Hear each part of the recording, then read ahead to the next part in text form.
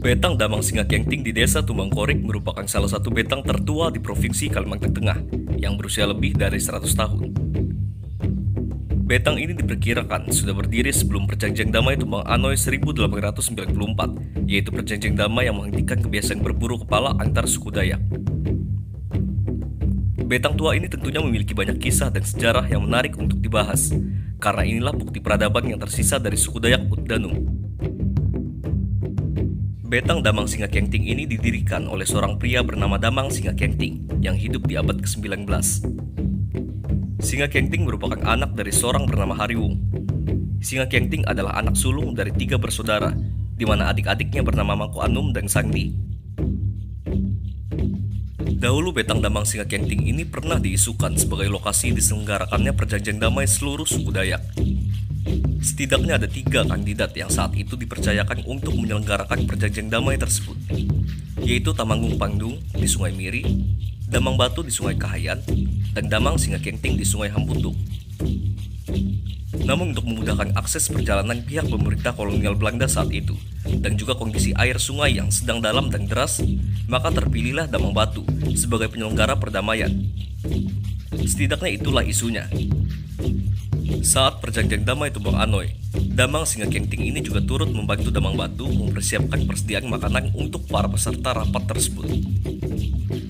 Seluruh suku yang saat itu menghadiri rapat tersebut banyak yang menanam pohon durian di Tumbang Anoy. Karena itu pernah dikatakan, pohon-pohon durian di desa Tumbang Anoy adalah hasil warisan dari seluruh suku Dayak. Kembali ke Betang Damang Singakengting. Betang ini setidaknya menjadi bukti bahwa sejak zaman dahulu seni arsitektur bangunan suku Dayak sudah maju. Hal itu bisa dilihat secara langsung dari fisik bangunan yang semua bahannya menggunakan kayu ulin dan menggunakan teknik bangunan knockdown, yaitu teknik bangunan rumah dengan susunan kayu tanpa menggunakan baku. Untuk membangun sebuah betang pada zaman itu pun tidaklah mudah, apalagi dengan perkakas seadanya dan kondisi alam yang berbukit yang menyulitkan untuk membawa kayu-kayu ulin besar. Sedangkan saat itu, tali hanyalah berupa rotan. Setidaknya kita bisa menyimpulkan bahwa saat itu orang-orang Dayak sudah menggunakan teknik menghanyutkan kayu melalui sungai. Dalam pembangunannya, pernah terdapat cerita bahwa Betang Damang Singakengting ini berhasil didirikan dengan bantuan manusia gaib. Saat itu pembangunan Betang Damang Singakengting tertunda karena terkendala salah satu tiang pondasi berukuran besar yang tidak mau berdiri. Setiap ditancapkan, tiang tersebut selalu roboh dan begitu terus-menerus. Sampai suatu ketika, orang-orang Utdanum pekerja betang tersebut melihat seorang pengembara.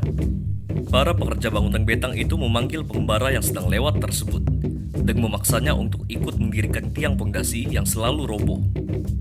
Apabila menolak, maka akan dikayau. Begitulah pikir orang-orang Utdanum tersebut. Akhirnya pengembara itu turut membantu, dan dalam sekejap, tiang itu dapat berdiri kokoh, dan pembangunan Betang Damang Singakengting ini pun berhasil. Setelah itu, orang-orang merayakan keberhasilan pendirian betang tersebut. Saat sedang ramai berpesta, tiba-tiba sosok pengembara itu menghilang entah kemana. Dan setelah itu, Singakengting diberikan mimpi bahwa pengembara tersebut adalah orang gaib yang di sini namanya akan kita rahasiakan.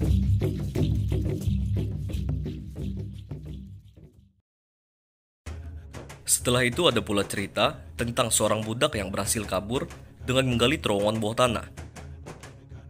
Budak itu dijuluki Sampit Pinding. Kisah ini bermula dari sebuah upacara tiwah. Pada masa itu, korban upacara tersebut adalah budak manusia itu sendiri. Budak ini lalu dimasukkan ke sebuah lubang di bawah Sapungdu. Secara tak sengaja, budak ini menemukan bekas potongan parang saat berada di lubang tersebut. Lalu ia pun menggali sebuah terowongan untuk jalan kabur. Saat itu lubang terowongan yang dibuat budak itu belum terlalu dalam, namun cukup untuk menyembunyikan tubuhnya. Saat ia sedang bersembunyi, orang-orang di atas sedang sibuk menancapkan tiang ke lubang di bawah Sapungdu. Karena terowongan yang digali budak itu belum dalam, sebagian tubuhnya ada yang keluar, dan kemudian tiang yang ditancapkan dari atas mengenai bagian telinga budak tersebut, sehingga telinga budak itu putus, dan kemudian dijuluki Sampit Pinding. Sambit Pingding setelah itu terus menggali lubang tersebut dan akhirnya berhasil kabur.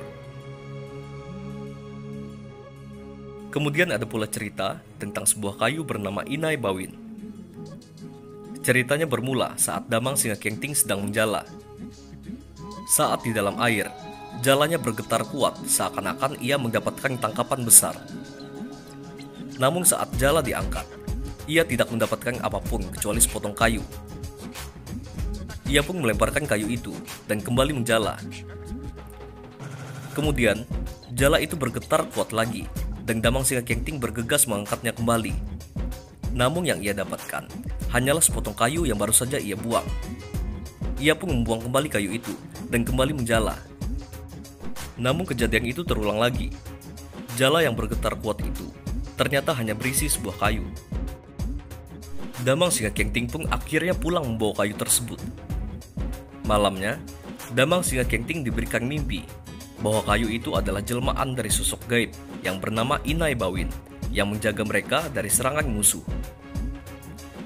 Kayu jelmaan itu pun diikat di tiang dekat pintu di dalam betang Damang Singa Kengting yang dipercayai sebagai penjaga betang, dan kayu itu masih ada sampai sekarang.